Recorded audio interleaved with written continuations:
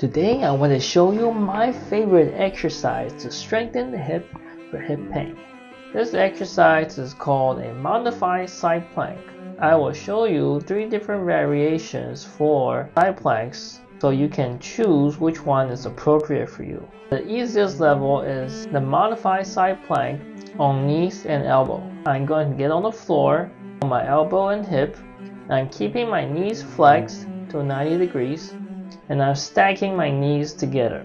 Next, I'm lifting my hip off the floor and at the same time, I'm pushing my hips forward into a hip thrust.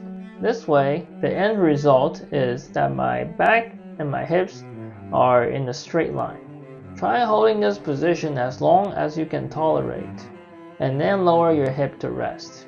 Repeat for 3 sets. Make sure to push your hips into a hip thrust. If you don't push your hips forward, you are only using your oblique muscles and your hip flexor muscles. If you push your hips forward, you are using your oblique muscles and your gluteus medius muscle. The gluteus medius activation is the reason why this exercise is good for hip pain. If you cannot hold the up position for more than a second, I will recommend just lifting your hip up and down. Repeat for 10 repetitions for 3 sets. Next is the side plank on full arm and staggered feet. This is a little more challenging than side plank on knees. You're keeping your knees straight, put your bottom foot in front of the top foot. This makes your feet stable. You're still lifting your hips up until your back and your hips are in a straight line.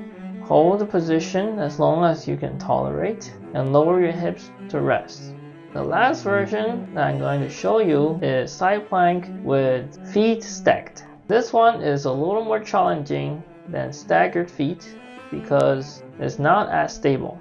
If you have increased intense shoulder pain with any of the side plank exercises, the side planks might not be for you. Here is an alternative exercise to strengthen your hip. You could try lying down on your side with your back against the wall. Preferably, lift your leg up toward the ceiling. Make sure your heel is in contact with the wall throughout the exercise. Make sure your toes are pointed away from the wall. Do not let your toes drift upward toward the ceiling during this exercise. What we are targeting during these exercises is the gluteus medius muscles. If your toes drift toward the ceiling during this exercise, you are using your hip flexor muscles more than your gluteus medius muscle. To increase the difficulty of the hip abduction exercise, you can put an ankle weight around your ankle. If your shoulder still bothers you when you do this exercise, you could do the same exercise in standing, with your back against the wall. You can hold on to something for balance, but still try to keep your heel against the wall. Keep your heel touching the wall throughout the entire exercise and keep your toes pointed away from the wall. Again, to increase the difficulty of this exercise, you can put an ankle weight around your ankle.